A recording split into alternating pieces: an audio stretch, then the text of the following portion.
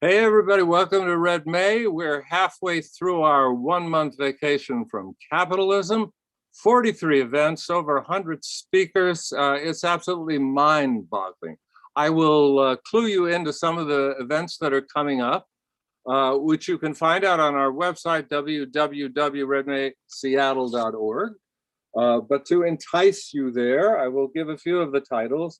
Coming up tomorrow at 11 a.m., Porn Work, Sex, Labor, and Late Capitalism, with Connor Habib, Cassandra Troyan, Femi Babylon, Heather Berg, and Kathy Weeks as the moderator. At 5 p.m., Revolutionary and Counter-Revolutionary Internationalism, Nick Estes, Sarah Raimundo, broadcasting from the Philippines, Emmanuel Ness, Gabriel Kutipa-Zorn, and Lubna Al-Zaroub. On Wednesday, Beyond Expression and Exploitation, that's at 11 a.m. with Ashley Borer, Michael Hart, Chandan Reddy, and Aiko Day as the moderator. At 5 p.m., The Asset Economy and the Logic of Speculation with Martin Koenig, Liza Atkins, Stephen Chaviro, and I will be moderating that one. On Thursday at 11 a.m., Producing Subjects with Sandra Mazadra and Jason Reed. So you can see we have a lot of stuff and a wide variety of things.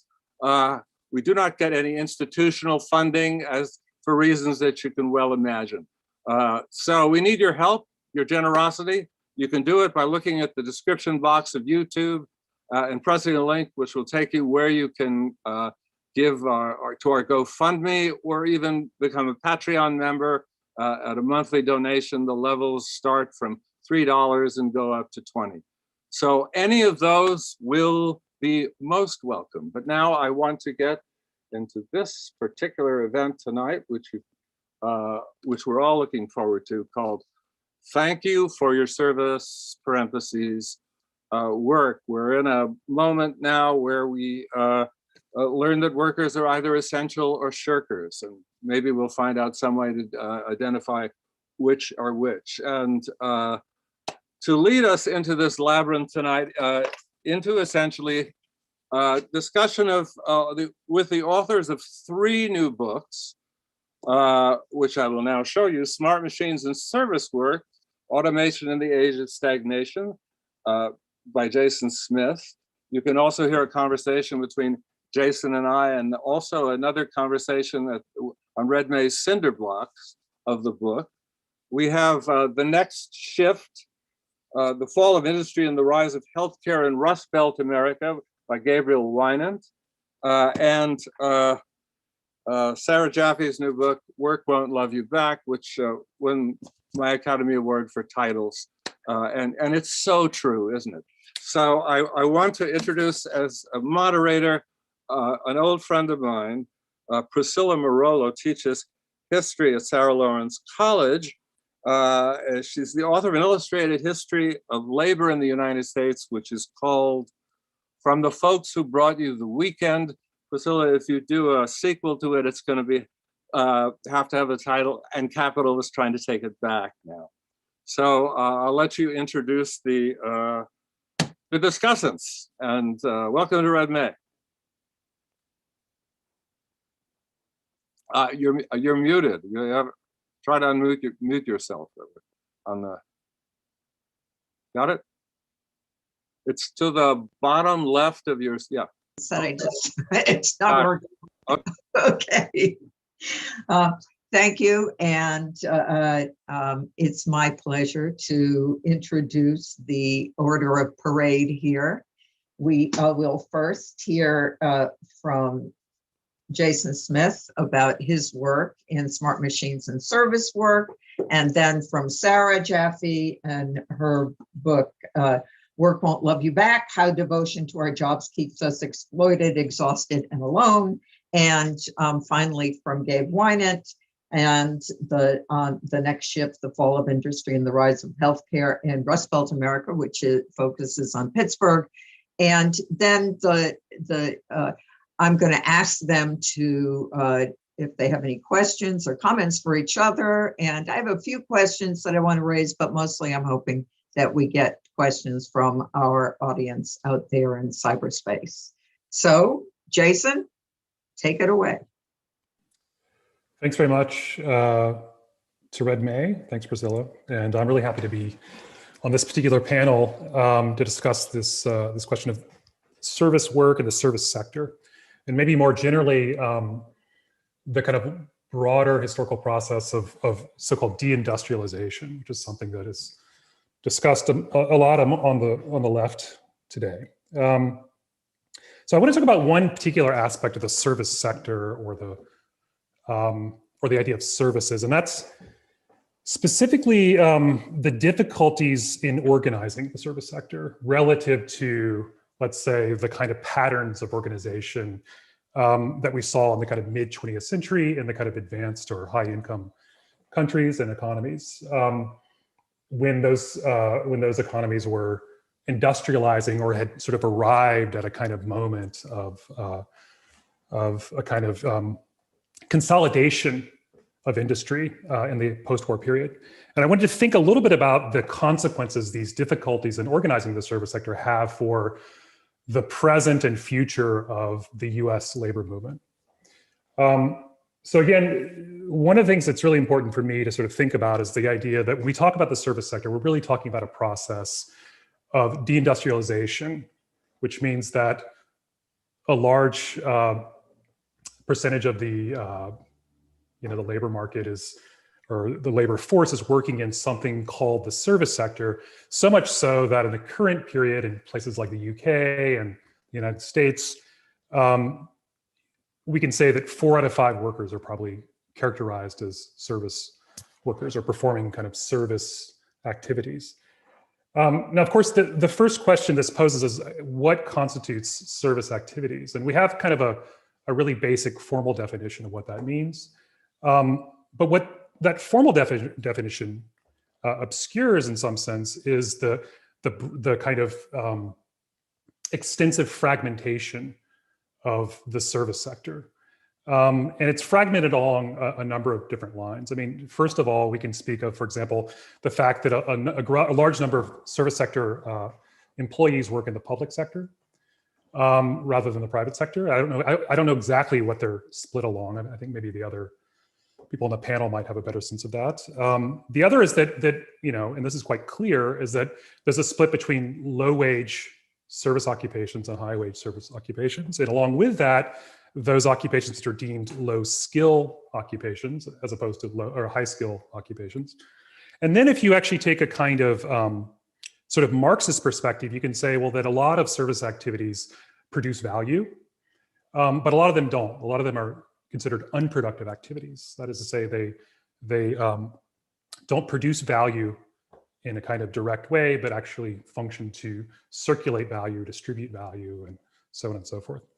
Now, these are all kinds of just general sort of observations about the kind of fragmentation of the service sector. And that fragmentation, in these kind of general terms, is what has to be overcome to, in some sense, effectively organize the service sector along lines that would have the same kind of power and strength that the organization of the industrial core had in the mid-20th century. Now, a few more observations about this. First of all, what's interesting to think about when you think about the service sector is on some level, and almost by definition, we could quibble about this and point to exceptions, but almost by definition, service sector occupations resist mechanization or automation in some way. And again, I could give you 1,000 sort of exceptions to that sort of general observation, but that's one way in some sense to define what a kind of service sector occupation is. And this is important in some sense because we have to think about the process of industrialization. What defined industrialization? First of all, of course, it implied the mechanization of a vast sort of array of labor processes. And above all, it meant, in some sense, the destruction of craft industries as discrete industries, and in particular, the divisions, including at the level of the organization, the working class, the divisions between the craft industries. So what does that mean? On some level, it means that with the factory system, The mechanization of, let's say, the steel industry and the automobile industry and so on and so forth, meant that labor processes, which were once extremely differentiated according to skill, according to materials, according to the tools that are used, tend towards a certain kind of homogeneity or a certain kind of homogenization, which is to say that in some sense, these very, very different industries come to employ labor processes which are increasingly, if not similar, at least comparable. And as a result, what ends up happening is not necessarily de-skilling, as we describe it, but something like a kind of convergence of skills, or a convergence of the types of operations that workers perform in different industries. So they become, to give you a kind of image, instead of being a cooper or something like that, one becomes a machine operator. And you become a machine operator in such a way that the activities you perform in a steel factory, it's in certain parts of the labor process might be quite similar to those you perform in the automobile industry. So that's the first thing. The second thing is that with the mechanization, or with a factory system, what you have is a kind of capital-intensive industries, that is to say, or capital-intensive labor processes, which means that for every unit of labor, there's more and more capital that's mobilized or valorized in the labor process. So that's an important key too. And you can think about this in terms of work stoppages, right? If you have in a particular factory a massive amount of capital that's being kind of mobilized in the workday, then a work stoppage would imply a kind of arrest of that kind of valorization process on a particular scale. And then finally, I would say that what you see in industrialization are these kind of massive work sites in which you have tens of thousands of workers sometimes congregated in a single, let's say, city, or even section of a city, maybe a region in certain cases. Gabriel's book is a very good example of this kind of story, the steel industry in Pittsburgh, and these kind of enormous work sites. And so what you have, but I also think of something like the Renault factories outside Paris and around the mid to late 60s, in which you have 25,000 people, tens of thousands of people working at these sites.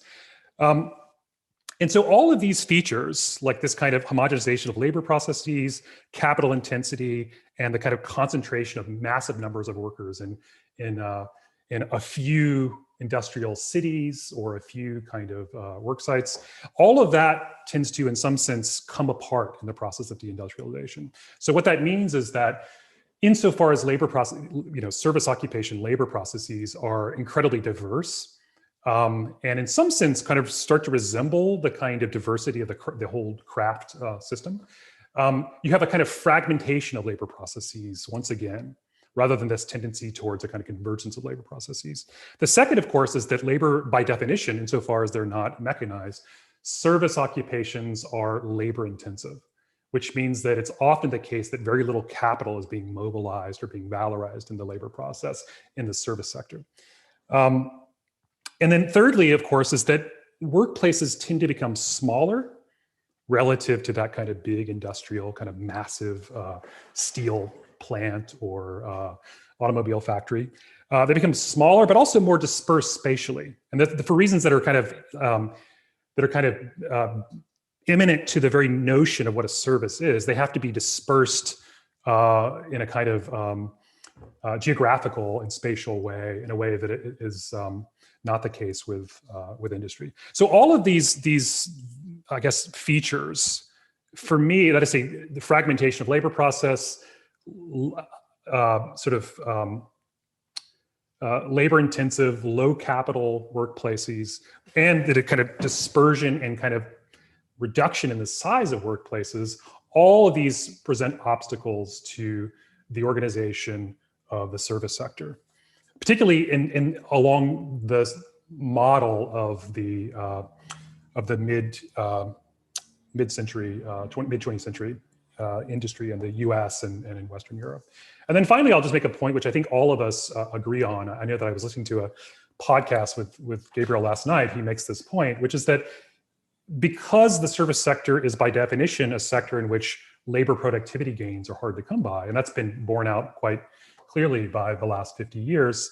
It makes it very, very hard for organized service sector workers to win wage gains. Because in the mid 20th century, in the kind of golden epoch of kind of capitalism and in this kind of social piece of capital and labor, most wage gains were premised on some kind of productivity gains. And the implication there was that there would be some kind of sharing of income between capital and labor, or sharing of the gains made in productivity between capital and labor. But if you have no productivity gains, then any wage gains are going to result in a kind of zero-sum relationship with capital. And so there will be a kind of shift in the share of income between capital and labor towards labor. And of course, that is a particularly difficult obstacle to overcome in organizing the service sector. So those are just a few observations to start with. I think we can come back to them along the way if we need to, but I'll pass the mic from there.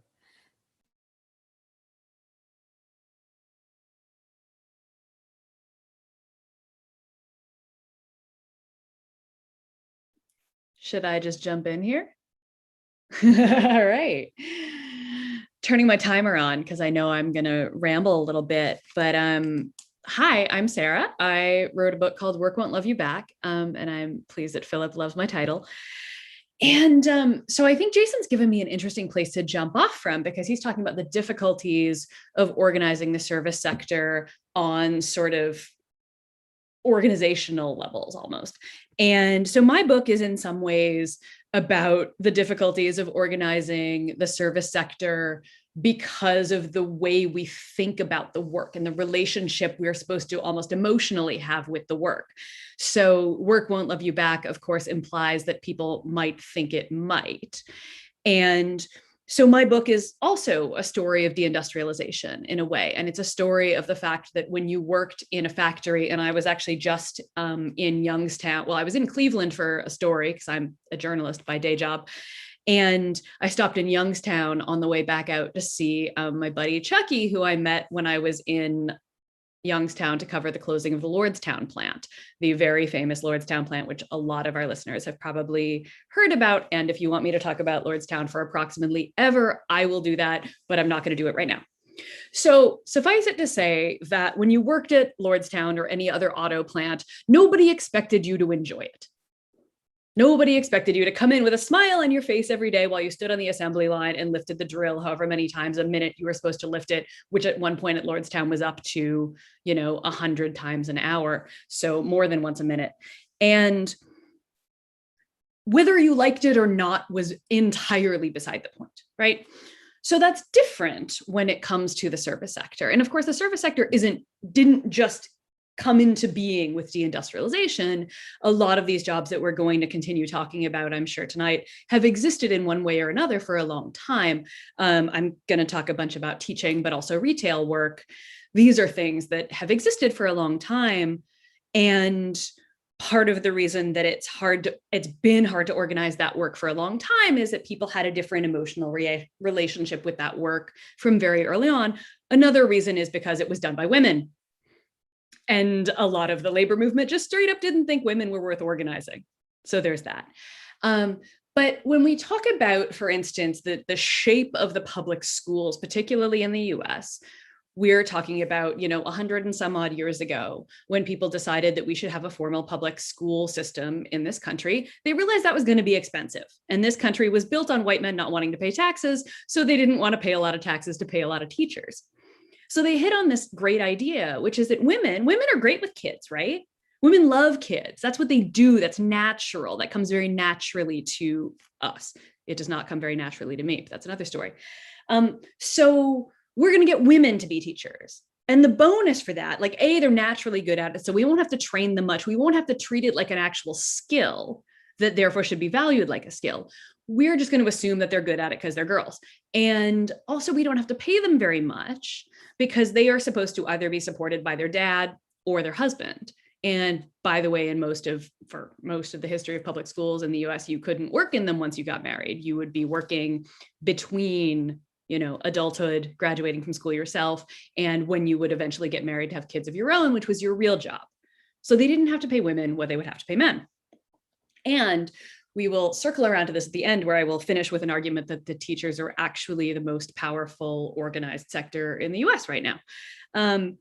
Anyway, so other sectors, right? Retail, for instance, I want to talk about retail and food service because we are having a big kerfuffle in this country right now about whether anybody wants to work in these sectors, right? Where, you know, you're seeing the signs taped up in the drive-through window that, well, you know, be nice to us because nobody wants to work now because unemployment benefits are too high. And I will resist ranting about unemployment benefits here.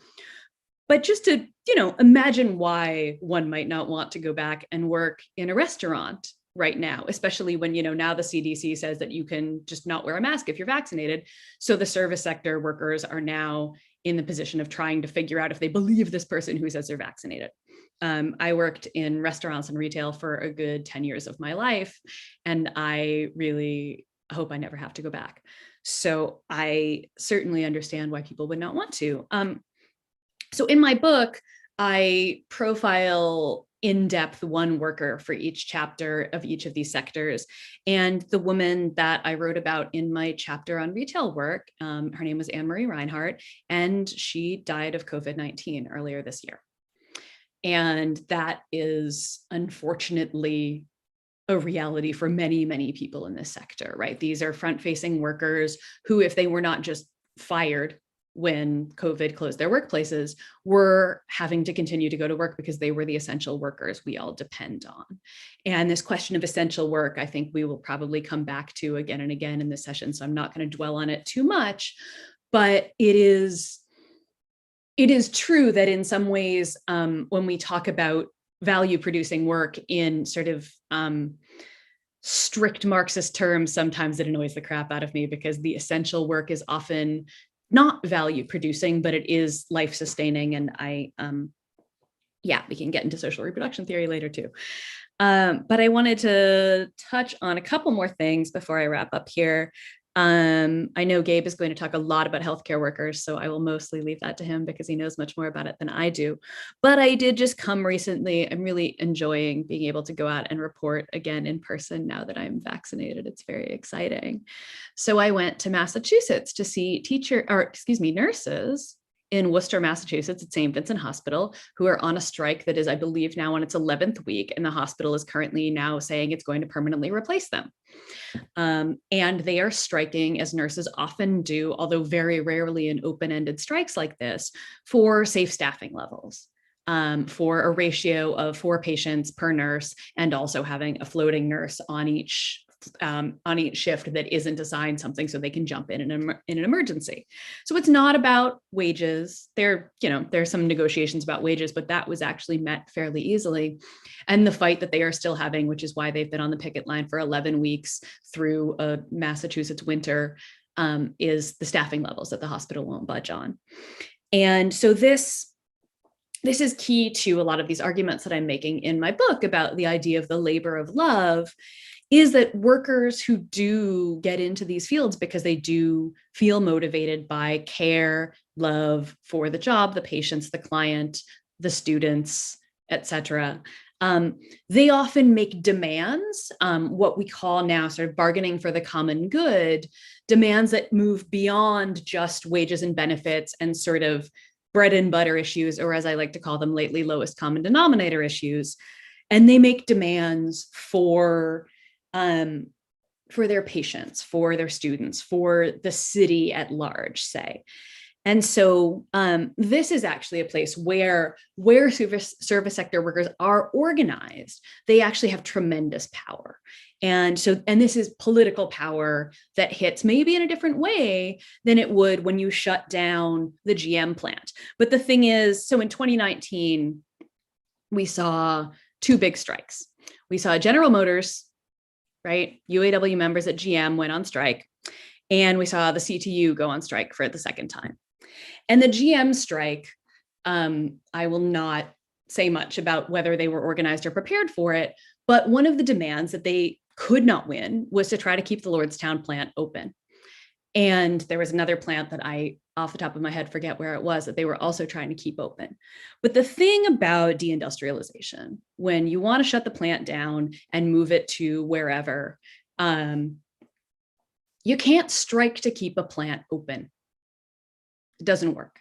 You don't have the same kind of leverage as you did when they really needed to get the cars off the lot there. When the plant is idled and they want to close it because you all cost too much, you can't use the strike weapon in the same way. So Joshua Clover has written a lot about this. And so the GM strike, which was a big deal, right? It was thousands of auto workers around the country on strike. It ended basically where it began. They didn't win very much at all. By contrast, the Chicago Teachers Union won a whole bunch of demands, including things like funding for homeless students, which the city, the second mayor that, tried and failed to beat the CTU, said they couldn't bargain over. Similar to the UTLA, the Los Angeles teachers strike the year before, they were demanding things like green space in the schools, sanctuary schools, community schools. So in these cases, they have a lot of power. They shut down the whole city. And as we've learned over this last winter of COVID, when the schools have been not closed really, right? Because the teachers have been teaching the way we're doing this right now. They've been teaching over Zoom, which is exhausting. And I have a story that I swear to God is going to see the light of day very soon, where I talk to teachers all over the country about teaching virtually, which is exhausting. But they weren't doing the thing that actually Capital really values about public schools, which is keeping the children busy so their parents can go to work. And so teachers actually in this moment have a lot more power. And so I think we have to think really hard and sometimes move beyond the ways that we're taught to think about value producing labor, to think about where labor has power now, because it's not always where it's producing value directly in that way we might have expected to see it. It's a lot more complicated. It's built and based in social relationships that have been long dismissed because, well, girls are for social relationships are for girls. And I will leave it there.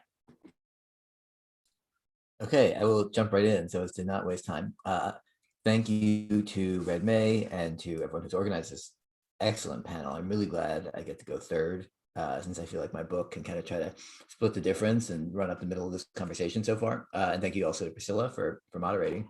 So I wrote my book to try to think through the historical developments leading up to our moment, which might offer some answers to the question, or to try to offer some beginnings of answers anyway to the questions that Jason posed, and to try to think through the historical context for the phenomenon that Sarah has done so much work reporting on and explaining and exploring.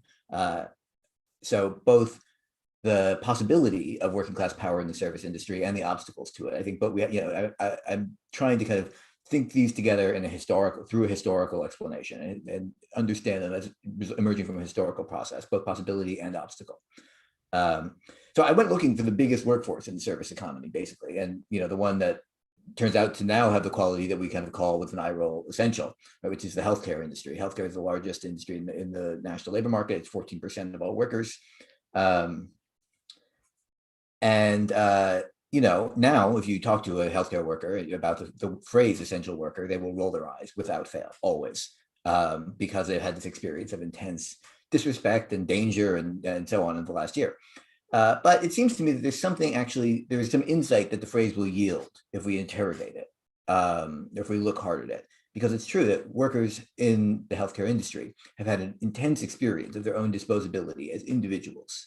But the workforce itself, as a collective body, right, does retain this essential quality, that there's some social and potentially political meaning in that fact.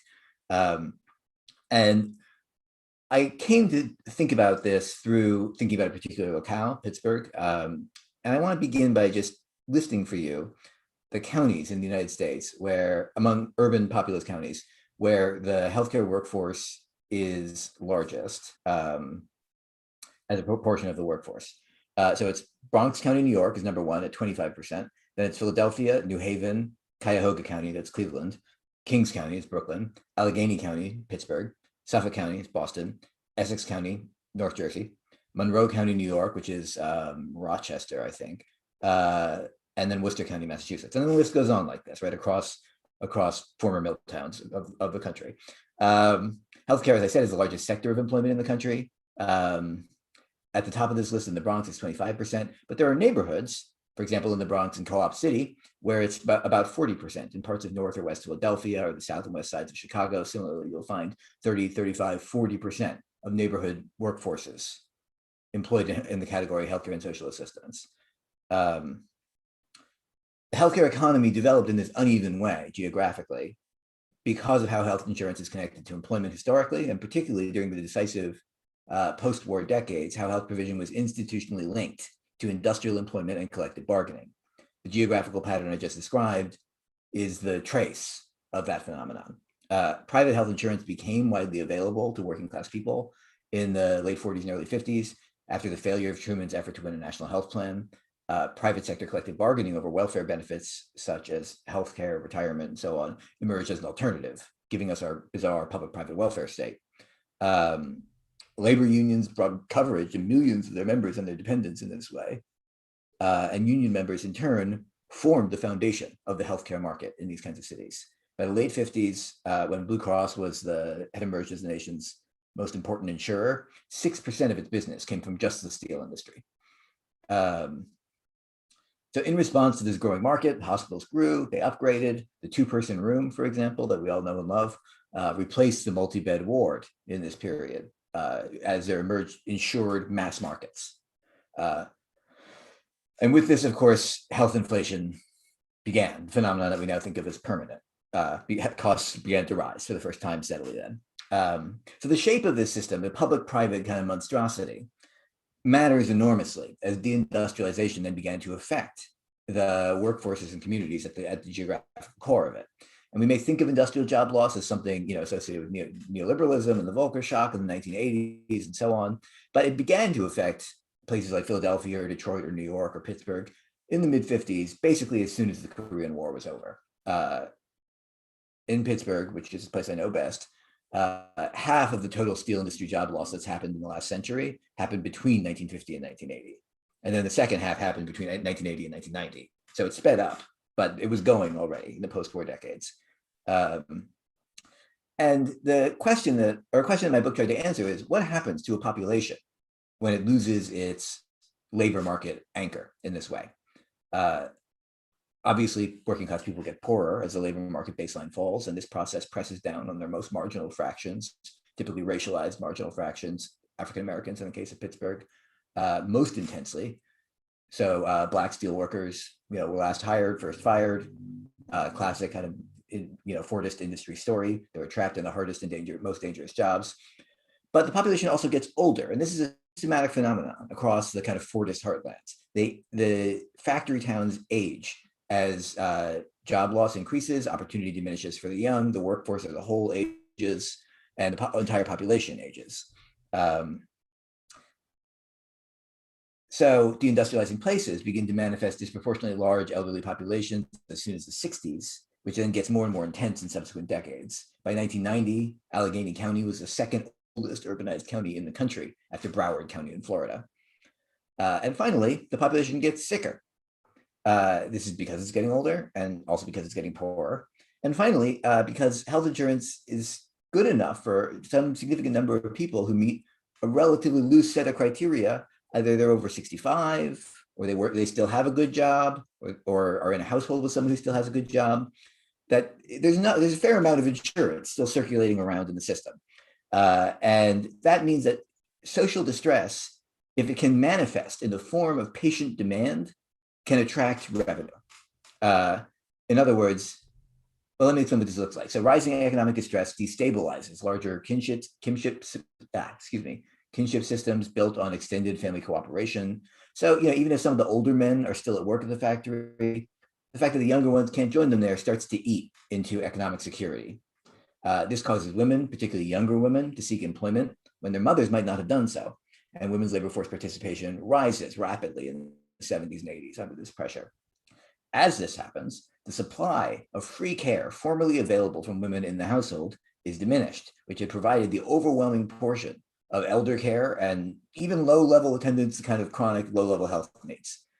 But if you have good insurance, that's okay, because you can use the hospital like a medium-term nursing home. And this is basically what happens. In 1979, Pittsburgh generated an astronomical 1.6 inpatient days per capita. That's about triple our level nationwide at the moment. So people are just using the living hell out of the hospital.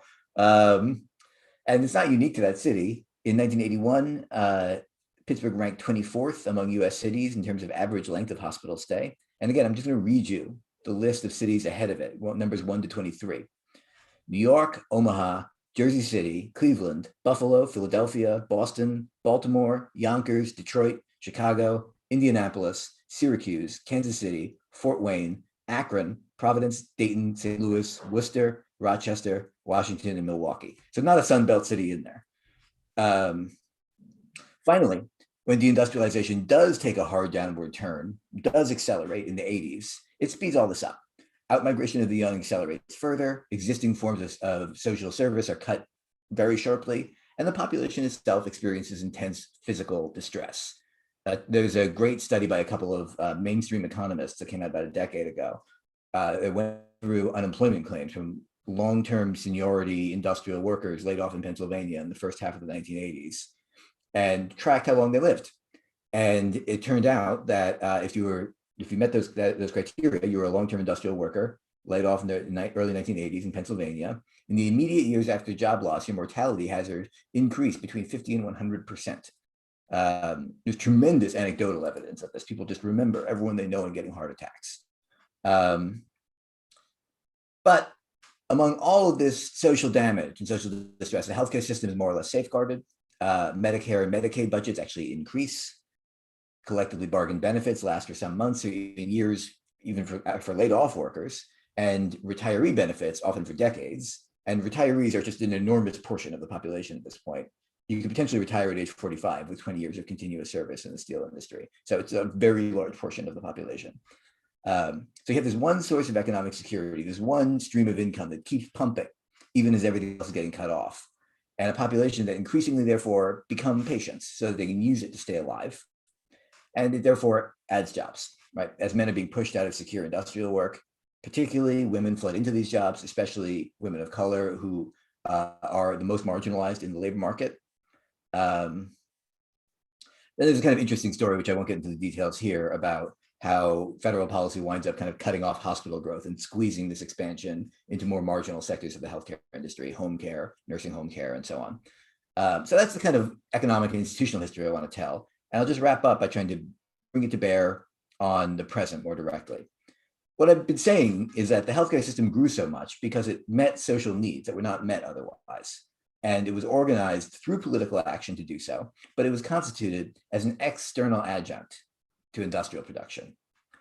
Healthcare workers weren't covered by the labor law till the 1970s, by wage and hour regulations until the late 1960s, so they could be paid sub-minimum wage, at the time the Medicare passed in 1965. And because the industry's institutional origin was to serve the secure and more powerful fractions of the working class, it drew on the relatively powerless fractions for its own labor needs, fractions that were demarcated by race and gender.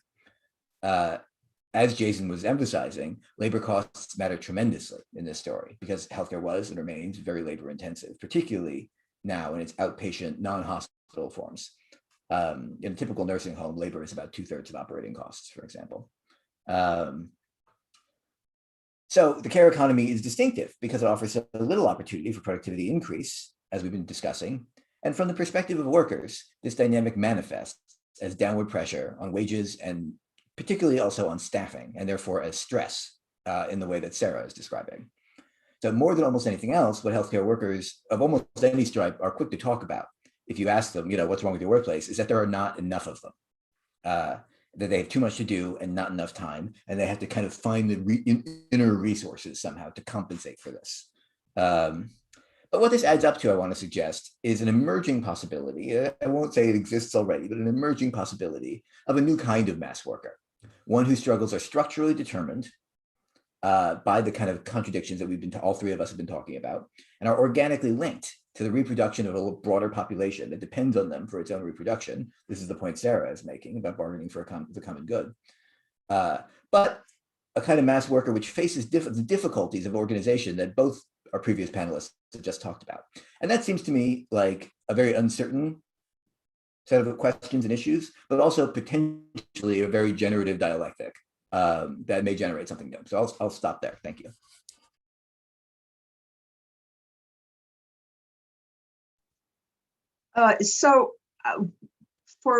To begin this discussion portion, I wonder if any of you or all of you have particular things you would briefly like to say to each other, either to second something you've heard or to challenge something you've heard, and we can go that way. I have, if not, I have some questions to throw out, but I thought that first off, you might want to respond to one another. I got the chance, so I'll pass. Okay. Yeah, I'll toss it to Jason if you want to say anything. I have notes here, but I think that maybe my questions will come back around a little Okay. bit. Well, let me, one of the questions that's deceptively simple, but there's a lot of history and theory that goes into this question, is how does a good job become a good job? And what would it take for service jobs that are now bad jobs to become good jobs? And I'll tell you how I came to that is looking at Gabe's book in particular. I'm a labor historian, and so I know a lot about the steel industry, and no one would have called working in steel a good job in the 1920s and 30s. No one. It was one of the world's worst jobs. 24-hour shifts every 2 weeks. You would get 12-hour days, 7 days a week. You get a 24-hour shift every 2 weeks, and then you get a day off. 2 days off a year. 4th of July and New Year's. Not Christmas, because people celebrated Christmas different times. So no one would call that a good job. And yet now there's a certain nostalgia for all the good old days of the steel industry. So what is it that makes a good job a good job? And what would it take for these bad jobs to become good jobs? So I'll jump in if you want on that, because this is, I was just griping to a friend about this very issue, Priscilla. So thank you so much for this question, because I really think it's the question in so many ways, right? That like we have to think about as people who are not just studying history, but trying to, change the world. Thank you, Marx. So I was griping because there was this article the other day about new jobs in green tech and green auto production, I think it was specifically. And somebody from the UAW was like, oh, well, auto jobs in, electric car manufacturing, they pay less than the other ones do. And I'm just like, you say that like it's a transhistorical fact. And like I've just been doing a couple of big stories on sort of tech worker organizing, which the fun question there is, what is a tech worker? But we can return to that if you want to. But in doing that, I talked to a Tesla factory worker, and they are trying, and they have been trying for a while to organize the Tesla factory in Fremont, which of course, before it was the Tesla factory, was the NUMMI factory, which we're not talking about industrial labor, but we could. And, so they've been trying to organize the Tesla factory. So like we have examples right here and now of auto worker jobs that aren't good jobs. And one of the things I love about Gabe's book, in fact, is the way he talks about the way steel workers talked about the steel plants.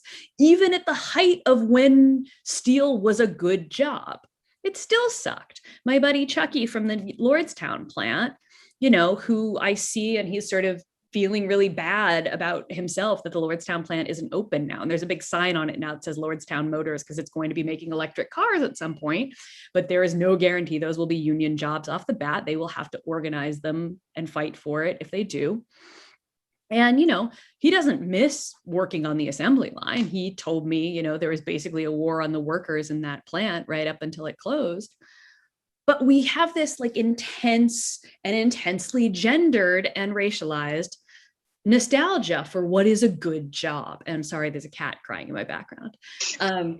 And so I think one of the things we have to do as people who talk about labor is to constantly interrogate these assumptions about what is a good job. Because, you know, the quote unquote good job was a good job because you got, as Gabe was saying, decent health insurance, and you had time off, you had a weekend.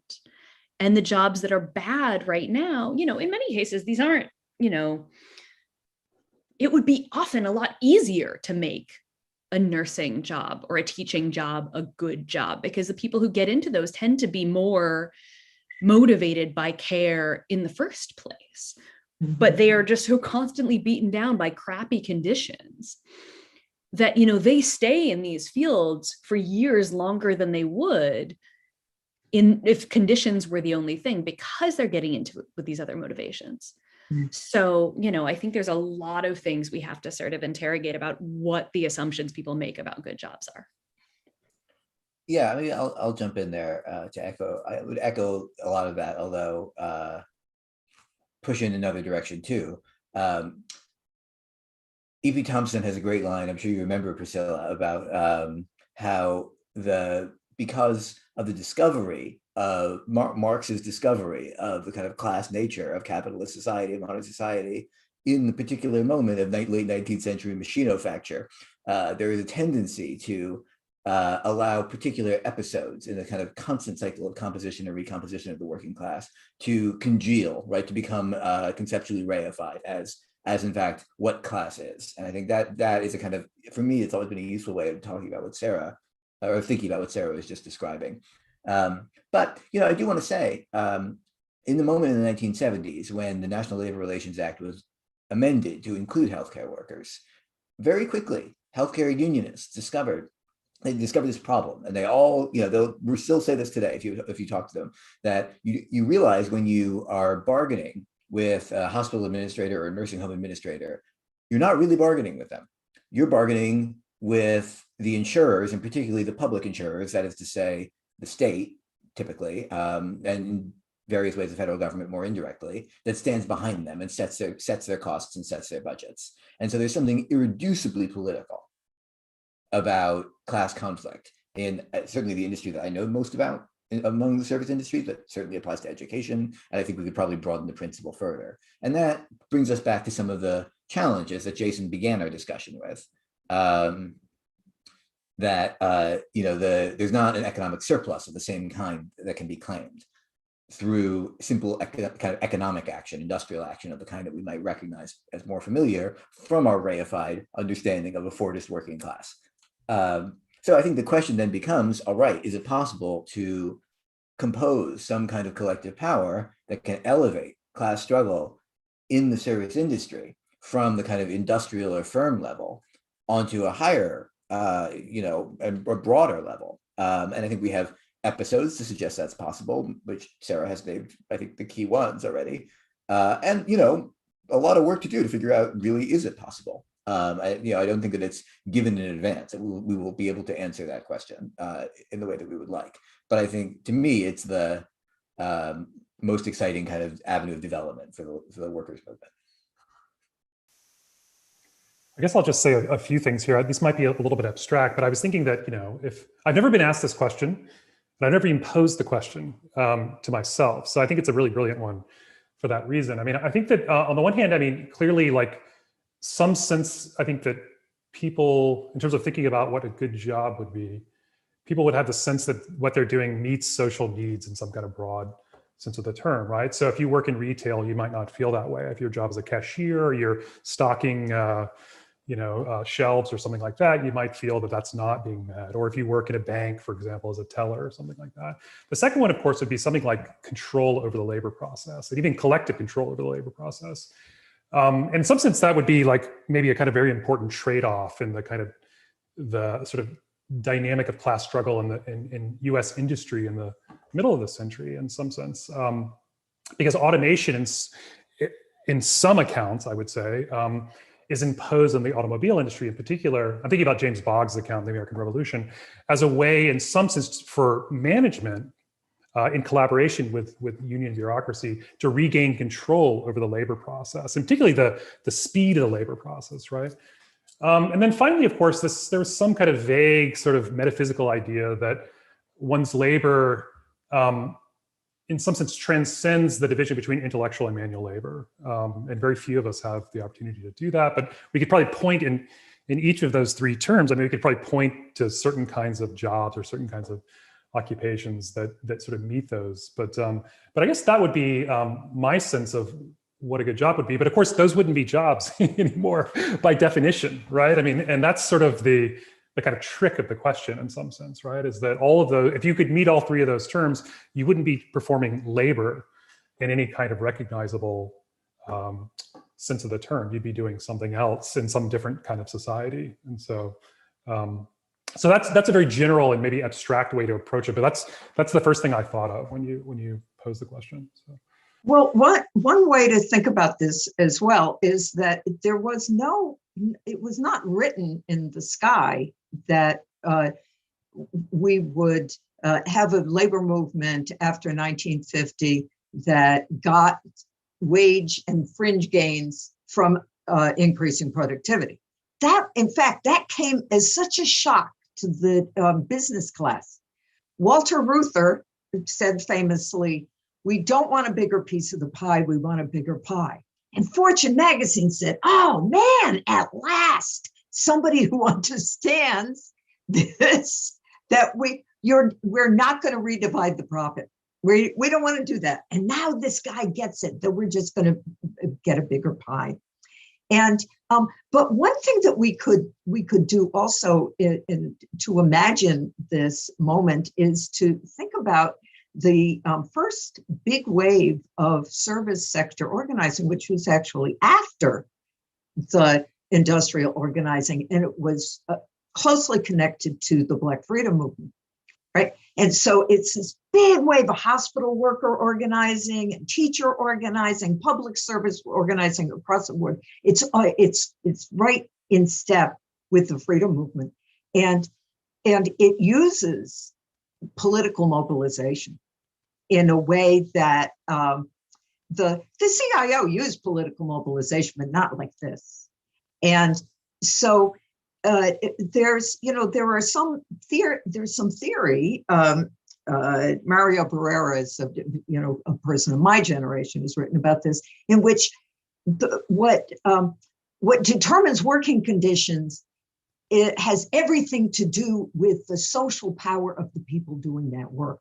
It's not that there are intrinsically good jobs and bad jobs and people without power gets funneled into, and the question is, what do you get funneled into? But that if you have very little social power, if you really don't have voting rights, if you don't have access to education, you can't hold politicians to account, that your working conditions will suck, because it always takes something more. And never was that clearer in that wave of service worker organizing in the 1960s and 70s.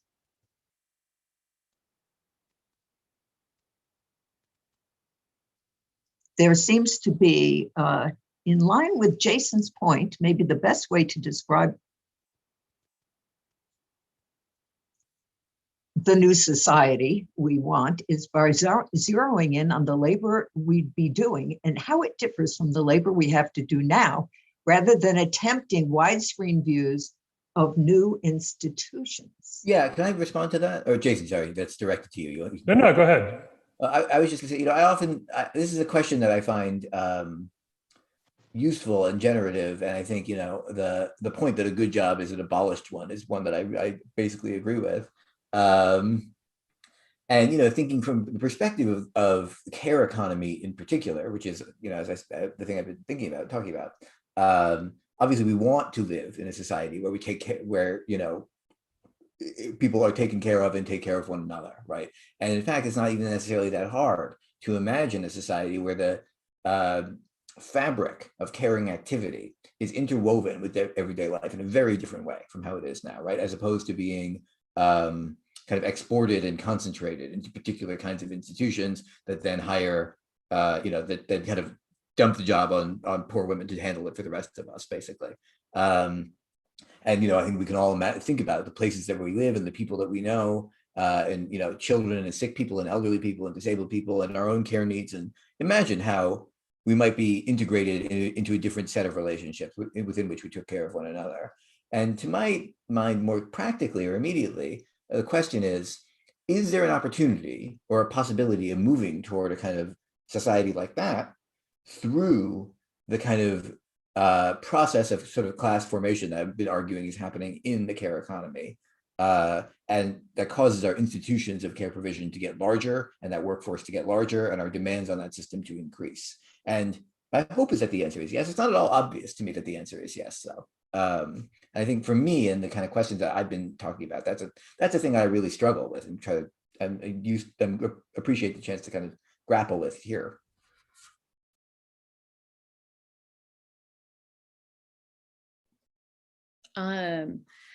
So I, of course, one of the things that I get asked all the time, because I wrote a book called Work Won't Love You Back, people, especially people who are not coming at it from the perspective that most of you are, will sort of ask me, well, like, what should we do then? Should we just get jobs that we don't like? And I sort of end up with this, like, I'm agnostic on whether you like your job. The thing we actually have to solve is that there's always going to be some work that sucks, that needs doing, right? My first job was cleaning up garbage at an outdoor concert hall. And like, maybe there's a world where we don't have outdoor concert halls. I mean, like the one we live in right now. But, you know, I'm trying to cover a, sanitation workers strike in the UK right now, because like, that's work that's always going to have to be done. It's incredibly essential work, right? I talked to some sanitation workers in the early days of the pandemic who were terrified because we didn't know how this thing spread yet. And they are cleaning up everybody's trash. And that is work that like very few people can imagine getting into because they like it. But it's incredibly necessary work. It's also incredibly dangerous work. It's much more dangerous to be a sanitation worker than to be a cop, for instance. So my question is actually, rather than to envision the kind of work we would like to do, part of what I'm writing about in my book is that a lot of us get to the point where we're doing the work we thought we would like to do, and it still sucks. And our bosses are still bosses. And, I'm talking to a bunch of academics, so I know you all know what I'm talking about. And I'm a journalist. I got out of the service industry thinking I was like getting away with something. And then I had sexually harassing creep bosses in journalism. So the challenge, I actually think, is got to be a lot more. And I do find myself returning to this question of essential work more and more these days, because it did weirdly give us an opening to talk about the work that is necessary for society. And that does end up becoming a conversation about the work of social reproduction in a lot of ways, right? And I think about the GE workers in Lynn, Massachusetts, who had a picket demanding to stop making military aircraft and make ventilators. And that kind of moment, it wasn't like, oh, we're going to like making ventilators. The work is going to be more enjoyable if we're making ventilators. But it was something that would be more fulfilling in a different way, because they would be making something that would be contributing to the immediate crisis rather than, killing children in Gaza right now.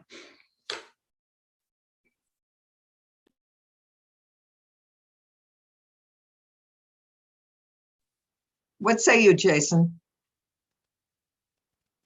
I certainly agree with Sarah's last point. I mean, I think that this question of the care economy is really interesting to me, and I'm just sort of thinking out loud here. But there is clearly a kind of, it seems like there's a kind of a split within the service sector between a kind of broad-based kind of care sector, which is both healthcare, childcare, maybe teaching in certain kinds of teaching activities or teaching occupations. And then there's like this kind of massive kind of, I sort of hate this word, and I don't even like the book, but this kind of bullshit jobs dimension of the service sector, right? There's this kind of split between this one in which the kind of work you do, even though it's in some sense quite abject in a way, it's low paid, you're thought of as being kind of skillless in some sense because you're a nurse's aide or you're a personal health, home health aide or something like that. But nevertheless, there's this kind of very complicated, affective attachment to work, precisely because if you don't do that work, someone will be neglected, someone who can't help themselves or can take care of themselves, as opposed to all these kinds of activities, which are usually taking place in kind of market exchanges, and which no one has any investment in unless they feel obliged, as Sarah was describing earlier, to somehow sell themselves in selling this or that, whatever sort of commodity. And so the question is, like, that's another division I hadn't really thought about very much within the context of this broader service sector. But with the question, I mean, Gabriel posed a really, really interesting and complicated question about the kind of increasing role that this kind of social activities of social reproduction play within a broader economy. Whether or not this might be the kind of starting point for some kind of transition away from a kind of economy whose objective is the production of profit and so on and so forth. I don't know about that, but I was thinking that for me, what's really interesting about the healthcare sector is that almost all the jobs that are being added over the past 10 years, maybe 20 years, are at the very, very low end of the healthcare sector in terms of wages and skills. And I wonder if that might be an obstacle to this vision of a kind of new sort of transitional society organized around care work, rather than industry or whatever the other things that societies might have been organized around in the past. There's something about that that's really, really important to me. And I'm not sure exactly what to make of it, but I know that in terms of just data, that seems to be the case, that all the job growth is taking place at that very, very low end. And there are oftentimes people working, sometimes in retail, fast food and things like that, but oftentimes it's in, these kind of low wage care work jobs. So. Well, I want to share an anecdote that I think tells us something about the value system that Sarah's proposing, or that Gabe hopes will materialize. So I had this graduate student, and she was writing about home health aides, and her mother was a home health aide in California. And she read a lot of sociological literature on the difficulty of this work because it's dirty work, right? You have to clean up people's feces, their drool, this kind of thing. And she was very nervous to ask her mother and her mother's friends, who were her sources for this, about this. Well, how do you feel about doing that kind of work? Because that the student and many people see as demeaning and intrinsically demeaning. And her mother completely misunderstood the question. Her mother said, "Oh, yes, I understand. Sometimes there are bad workers who don't really keep the people clean, and they're doing dirty work." And so I think that's actually a better value system than the one that tells us that the things that we need done for us, all of us when we're very young, and likely when we're very old, are going to need done for us, or if we ever need medical care, surgery, and that kind of thing done for us, are disgusting and terrible things to do. And we should never wish to do them.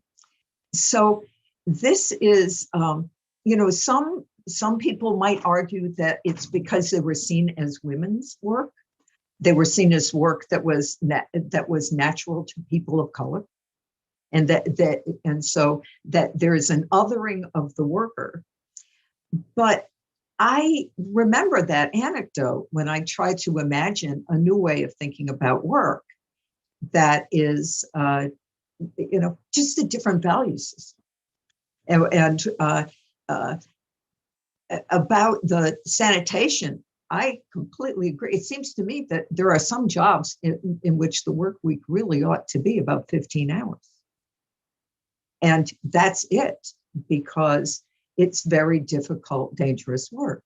And working in sewage, for example, this is in Yonkers, where I live, almost everybody who works in the sewage plants had COVID. They all have COVID because it travels through the sewers. So they should probably be working about 15, 20 hours tops and get heavy duty overtime for anything more. Somebody who works in teaching history in a college, I don't really need that kind of time off, right? I'm not risking life and limb. And believe me, I've been doing it too long to be in love with my job. It's not love. It's just, but it's a different value system that that's at work there.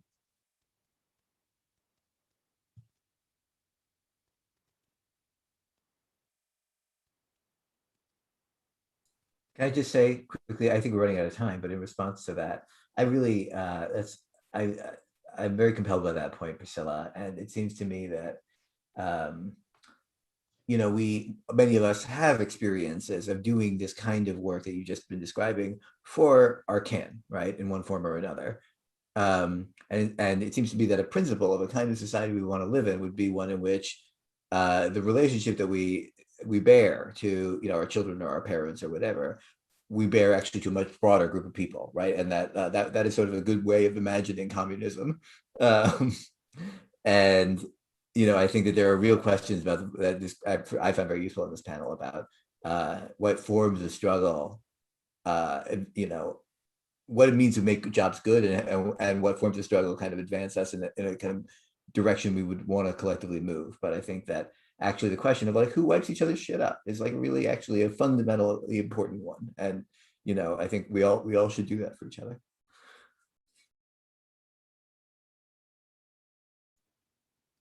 Well, I have a question, if I can slip in here. It's about the old teacher strike in Los Angeles. I find this point very compelling in this whole discussion, particularly the attempt, Gabe's attempt to take these two sectors, the general healthcare sector and the education sector, and see them as having a certain amount of power, though how to organize and how to express it is something that one is only learning by baby steps. But I want to go to the Los Angeles teachers strike, which was absolutely inspiring to follow from a distance, and particularly the way the way that the teachers managed to recruit the parents to their side against the administrators by persuading the parents that they were the ones who really cared about their kids doing well, that they wanted textbooks that were not 100 years old, or that weren't rotting and falling apart, and that whole making it a social reproduction strike was just, it looked like the template for how to move in the future.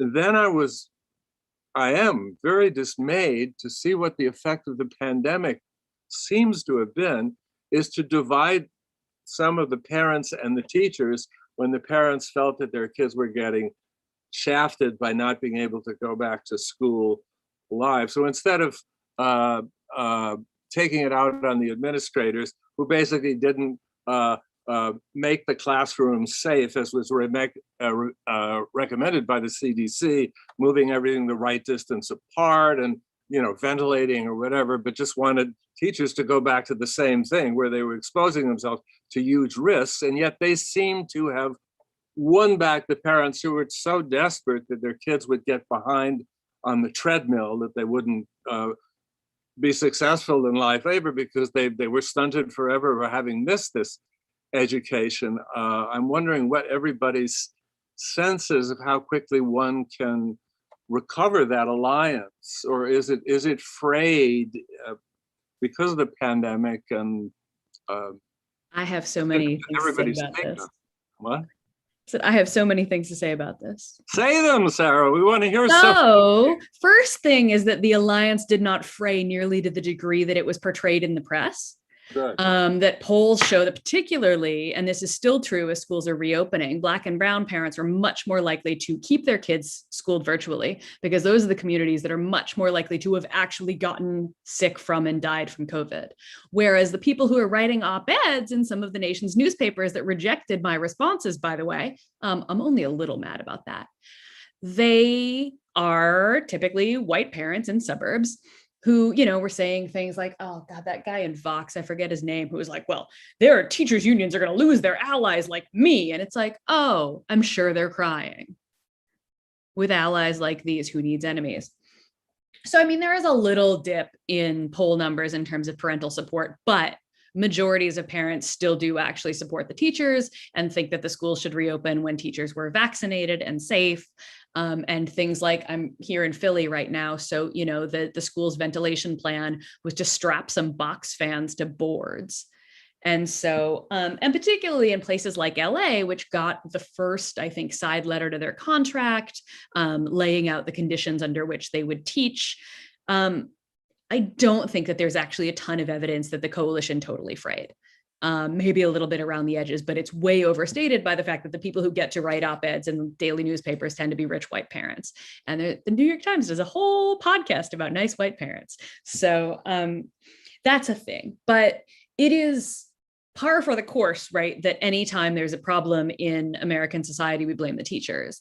And this goes, back decades, and in fact was sort of what this new round of teachers union organizing was responding to, right? Was responding to this 20-year, 30-year long attack that said that teachers are responsible for every failing when the public schools have been totally defunded and are unequally funded based on property taxes anyway. And so when you had people like Karen Lewis, who of course we also lost this year, saying like, actually, this is garbage and we've done everything we can for your kids, but your kids are not going to learn well in these conditions that we can't help, but we want to help. And so, I think that we certainly saw a revival of the same old garbage arguments, but it's the same old usual suspects bringing up those same old garbage arguments, trying to break the teachers' unions once again. And maybe they'll succeed in some places, but I think teachers are at the end of their rope. The teachers that I've talked to certainly this year are just like done with the garbage, and certainly done with this idea that they weren't working somehow this year when they were all trying to figure out how to adapt their entire curriculum to doing it all on this thing, particularly talking to elementary school teachers who are figuring out how to teach like 6-year-olds on Zoom. So this question of the coalition and the support, which is also really important with healthcare worker strikes, right? The nurses in Worcester are really depending on the community canceling appointments at the hospital that are, what's the word? I'm blanking on it. It's 10 o'clock here. I'm losing my mind. But that kind of power and solidarity, I think, we should always take with a grain of salt when the nation's mainstream newspapers are telling you it's falling apart, because they probably spend a lot less time talking to people than, weirdos like me. I have a question about that. So it's clear that the most dynamic unions among service workers are among teachers and nurses right now. We see that, and hospital workers more generally. So, and that there's a lot of emphasis on bargaining for the common good. And the more dynamic, the more they do that, the more dynamic they are. How do we expand that to service workers beyond this education and healthcare? We can see it to a certain degree among postal workers who raise this issue of the quality of postal service, but we've got food service and retail, and what would having an agenda that raises the common good, what do you think that would mean there? I don't have a ace up my sleeve on this. I really don't know. Can I jump in on that? I think we barely even see it in healthcare, because unlike education, healthcare is largely privatized, and so it's much more difficult to politicize it. I mean, it's possible, and there are reasons why it's happened more in that industry than in auto. But it's even the difference between healthcare and education is quite striking. But I think that I'm not sure I'll 100% say by this point, but it seems to me that it's very difficult to articulate and sustain over time the kinds of deep forms of meaningful, politically potent solidarity that strategy implies, without, particularly in industry after industry after industry, without some organizational body that can be their home. I mean, a party or something like that, right? I mean, I'm not one who says we have to form a socialist or a labor party or something like that, but it seems to me that there has to be some organizational context where, you know, different kinds of services that we collectively depend on, we can encounter and relate to workers who provide those services in kind of ongoing kind of way. I mean, just one small thing, so I don't have the answer, but it seems to me it's a question about organization, political organization beyond the industrial level. And one small thing I'll say, just an idea that I've had in my bonnet forever, is that nursing homes, there's a provision in Medicaid that requires nursing homes to not bargain with really exactly, but kind of recognize and deal with family councils. You can organize a family council at a nursing home, and Medicaid has to provide you, or the nursing home under Medicaid rules has to provide you a place to meet and come talk to you and answer your questions, and this kind of thing, provide you documentation. So in itself, there's one small answer there, the beginning of an answer. And I wonder how many, I mean, many service industries, particularly the ones that are not the ones that Jason characterized as bullshit jobs, right? But on the kind of other side, or whatever, David Graeber, whatever, we didn't get into that. But on the other side, ones that we think have some meaning of some kind or some positive role in the reproduction of society, the state is present in them, typically in some form, right? And at the point where the state touches the workplace, there may be other mechanisms that we could think about, like associations, family councils, that could constitute nodes of organization. And I think that's worth doing some kind of study about, you know, and thinking about. So even if we don't have a socialist party or a communist party or something that could just do all of that.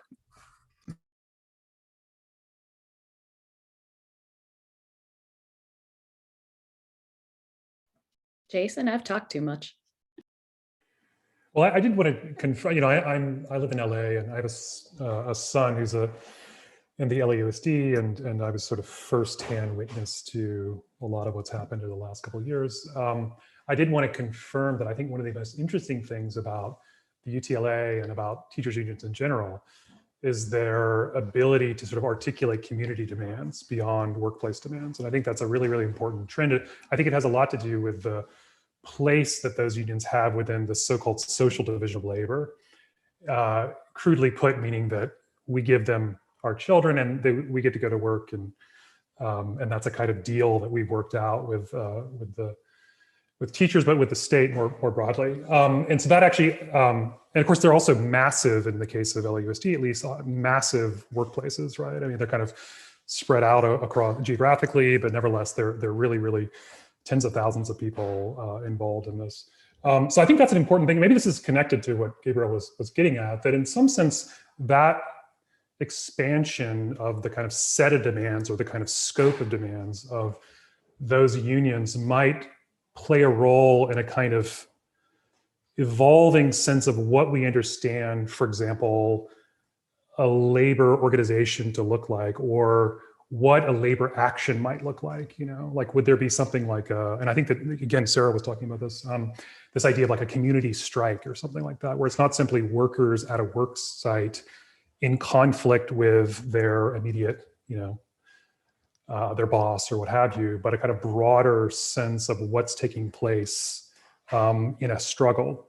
And I think that, I mean, in terms of the community demands, I mean, these are pretty well known, but I mean, certainly, for example, the UTLA made a point of insisting that one of the functions of public schools was to provide food for children who might not be able to have access to food. And of course, LAUSD does not have, I mean, there are no, you know, there are very few rich white parents in the LAUSD. It's very much a urban school, very, very poor, or urban school system, very, very poor. And of course, the balkanization of the public school system in LA reflects these kind of class lines very, very vividly. So you have these really, really sort of high performing rich schools that are, you know, in the suburbs, and LAUSD tends not to have that kind of situation. But anyway, I do want to insist that that's an important feature of the sort of UTLA actions and the kind of teachers union actions. But I do think it's to some extent maybe the conditions or the kind of point within the social division of labor which makes those teachers unions so powerful. Of course, they're public sector and so on and so forth as well, which is an important part of the equation since very few private sector workers in the US are unionized. But I do think, I don't know if that's reproducible elsewhere within the service sector is all I'm trying to say. So I just wanted to throw that in there.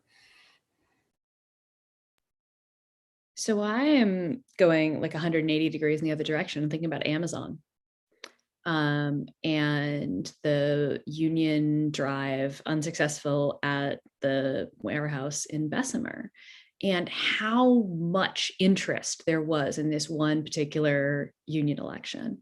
That really, the New York Times had a live vote count on its homepage for a union election at one warehouse in Alabama. Like, this was a thing that people understand, especially since the pandemic, how big a part of our infrastructure Amazon actually is. And that's just the delivery part. That's not even, most people don't understand how big a part of its web services, for instance, are. Like, I'm pretty sure we're using them right now on Zoom.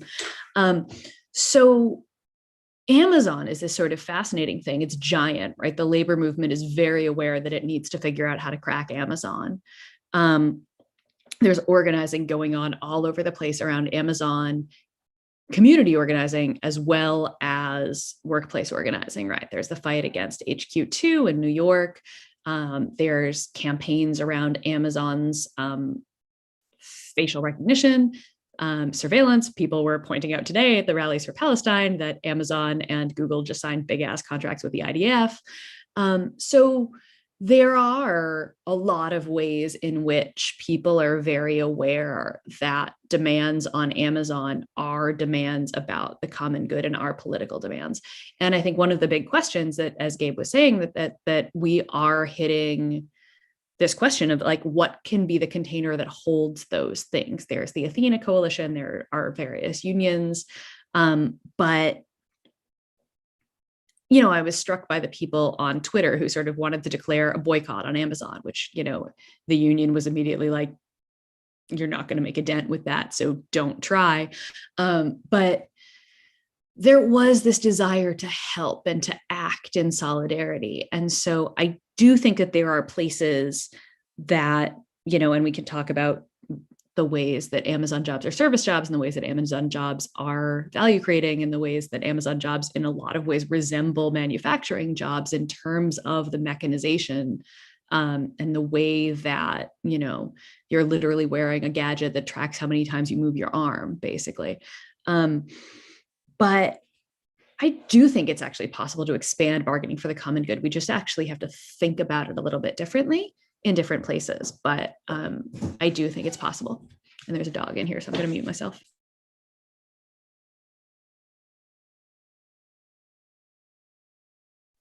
Well, in some places, for example, in North Carolina, Moral Mondays was able to bring together Black Workers for Justice, the United Electrical Workers, and that's, I used to live in North Carolina. It's interesting, you go into rural areas or more rural states, there's not as much room for sectarianism because you're so beset by, in a state where the labor movement consists of a couple of Teamsters locals and the meat cutters and Black Workers for Justice who don't have majority in any plant. And so, a couple of little UE locals, people can't really quarrel with each other in the same way they can in New York or LA or some other cities where the labor movements are larger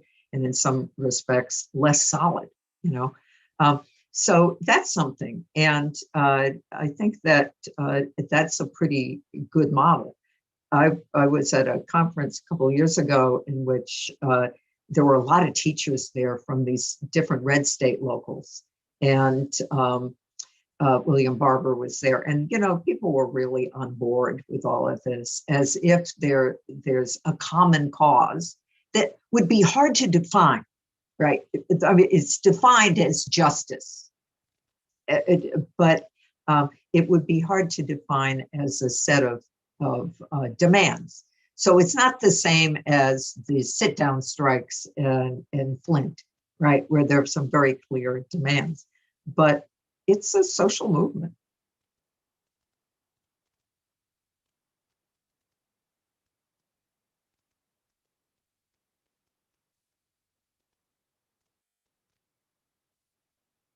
The profitability question, maybe a good tie into the profitability. Is that from you, Phil? Do you want to elaborate on that question? No, actually, you can take that. I've been sort of announcing a question. I realize I've been huge, sorry, but take the profitability section, and then I will ask my question afterwards. Well, I have another general question, and it won't take too long. Is I read your books with a great deal of interest and expect to use them with students. And but among my students are labor activists that I teach at the University of Massachusetts every summer, and it's a class full of labor activists. They've all it's a master's program in union leadership and activism. And so they come there to share ideas, basically. You know, what you say in Amherst stays in Amherst. And so people who don't get a chance, who are labor activists, who may not get a chance to talk about these things day to day, right? Because of their assignments in the labor movement, either as volunteers or as staffers. What do you feel are the most important things they can get from your books? What do you want them to take away?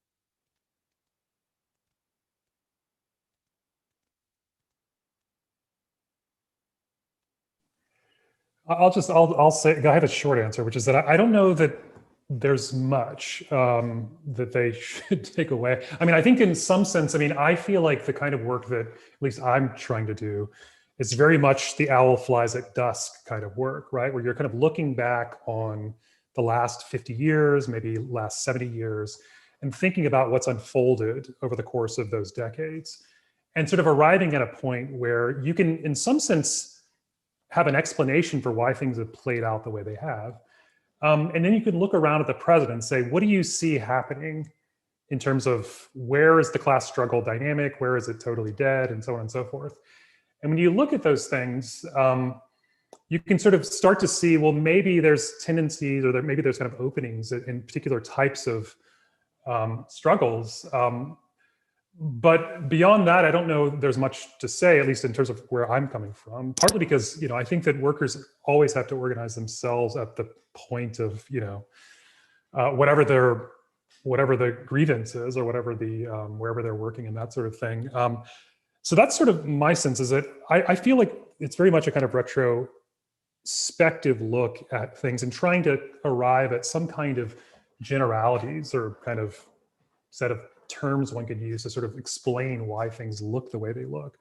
But when I look around, I mean, of course, I in my book, I talk about the teacher struggles in particular as being kind of this interesting kind of bright spot, you know, as opposed to what's happening at Amazon, let's say. And I want to know why that's the case. And for me, I think that Beverly Silver's book, Forces of Labor, was a really important one for me in terms of thinking about, okay, because she has a very convincing and whatever, what's the word, kind of compelling account of why it is that in the present teachers might play a certain kind of key role within broader struggles. But I think that I also look at things like the Gilets jaunes kind of movement in France, you know, which was like really, really chaotic and kind of indecipherable. And it doesn't read very well if you look at the history of whatever kind of the labor movement in France, or what contemporary like large scale sort of social conflict looks like. It was really weird. Even the politics were kind of confusing and maybe right wing at certain points. So they felt the way that people involved talked about their struggle. And I thought that was really, really interesting. And it might be specific to France in a lot of ways, but maybe not. But I think that's also, you'd have to kind of look both directions on some level and say, well, like those are workers struggling in a certain sense as workers, but not in the workplace or something like that, you know?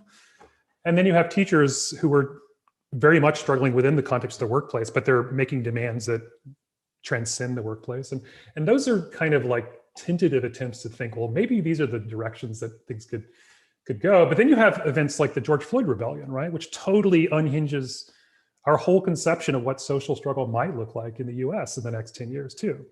And trying to understand what that is and how that relates to these other moments is very, very difficult for me. So I think that's a long-winded actually response, but that's my response to the question. That's getting into my first book. Anyway, I mean, my snarky answer to that question is I want labor organizers to realize that their working conditions are also working conditions, but also that, I don't know, I write a lot about different kinds of organizing that we haven't touched on at all here, but, and I think there's a lot that's interesting about just what has worked and what has not worked in different workplaces over the last, several years. So, I mean, I hope that that's useful to people who are trying to organize. I guess I'll answer this with a brief description of who I was and what I was doing when I wrote this as a dissertation, which was that I was in New Haven. I did my PhD at Yale, as I think you did too, Priscilla. I was involved in the graduate student union struggle there, which for various reasons that are too long of a story, is a weird one. It's an particularly idiosyncratic organization there for many reasons, one of which is that it's sort of the same union. It's a kind of half-developed industrial union with the clerical and technical and service and maintenance workers on campus. So altogether, it's about 7,000 people in a city of 100,000. The challenges of trying to figure out, I think ultimately unsuccessfully in many ways, what industrial unionism would look like in this large scale, state subsidized, although privatized, service industry employer in a deindustrialized and immiserated city, forms the sort of political unconscious of my book. And the possibility of trying to identify moments and opportunities of solidarity and collective power that might not obey the kind of expected forms that flow immediately from your kind of immediate experience of your work. It was really central to how I was shaped as a political subject. And I always tell the story, that big organization I'm just describing was always getting involved in local elections, and I spent all my time knocking on doors all over New Haven. And I always had this experience where, you knock on a door and a person of color, working class person of color in New Haven answers the door, and they immediately identify you as a white Yale kid who wants something from them. And then you have like 20 seconds to get past that before the door is not, before the conversation is going to not work. And I realized actually I could tell the truth, which is that, yeah, I'm a teaching assistant at Yale. We're at the bottom. Yeah, I know you think they're professors, but actually we're at the bottom of the ladder, and we get treated like shit. So we're trying to form this union. Our union is involved in this local election in your neighborhood, and people would go, "Oh, that totally. I didn't know that existed, but that completely makes sense." Of course they have a bottom of the ladder they treat like shit because they treat me like shit in this other way, my neighbor like shit in this third way. And then you could get them to vote for whatever city council candidate or whatever you're canvassing for. And so to the extent that I can distill a lesson out of that, it's that it may or may not be possible to form a bargaining unit formally that maps onto the kinds of solidarities that we can imagine and generate out of our immediate workplace experience and the way that our workplace is administered and governed, but that we can always be looking for forms of solidarity and power more broadly. And it takes real attention, I think, to identify and to figure out how to relate along those lines, but also that it can be done, I think. And my book is sort of tacitly in various ways, and ultimately maybe explicitly, about a way of thinking about that with one big industry that maybe your students are involved in. Well, I wanted to say, Jason, I think you're being a little hard on yourself. Actually, I think that your book, one of the things that people can take from your book that I think is really important is that don't look to the past for the model. Please do not try to reinvent the United Auto Workers of 1936. It's not inventable. You can't do it. It won't work. And I want to say something about the Yale situation. They tried to organize clerical and technical workers at Yale 4 times and failed. And the last time that when they finally succeeded, the United Auto Workers was in a race with the HERE, with the Hotel and Restaurant Employees Union, and the UAW came in and said, "You're like factory workers. You think you're better. You don't really understand. You know, we're going to have this big blitz where you're going." They thought they were in Flint, and they weren't in Flint. And the people who did the clerical and technical work, a lot of their relatives worked in those factories in New Haven, and they knew it was better and safer and more predictable work to work again. So it wasn't working. And the HERE, whose roots are in the crafts, right? This is an old craft union, the Hotel and Restaurant Employees, and it said you do important work for the university, you're being sold short, despite the fact that you do important work. Take what you deserve because you do such important work. And so it really turned that craft model to very good use in a way that with the industrial model wasn't going to work. So anyway, Jason, I think that that's something people can take from your book. Stop trying to reach, again, for as aficionados of the CIO would say, we had the commanding heights of the economy. Oh, alas, what happened? Well, right now, it could be that teachers and fast food workers and Amazon workers are the commanding heights of the economy. Maybe they are the commanding heights. I think that maybe, I mean, it's very kind of you to say that. I mean, I would say that in some sense, if maybe my own small book is a kind of intervention on the US left or something like that, or kind of Anglophone left, more than a kind of attempt to sort of communicate with people doing that kind of labor organizing. So maybe that's the way I see it. Is that I totally agree with you that it's fundamental that, for example, someone like Kim Moody, who is a really brilliant kind of sort of figure on the long-standing figure on the U.S. left, of course, has a particular vision in some sense of rebuilding the CIO. I mean, that's his vision, right? To put it somewhat crudely. And I think that what I was trying to do on some level is make the argument that that's not going to happen for the reasons that I try to lay out. And if someone else wants to take up that sort of perspective, that's fine too. But I do think that maybe, I mean, I haven't thought about this enough really, but I really think it's probably an intervention within the broad US left, an attempt to try to think about what the history of the labor movement was in the US and maybe the kind of limits of that trajectory or something like that. And by establishing that, then you can start to really think about, okay, so what do we see around us and why does it look the way it does? You know?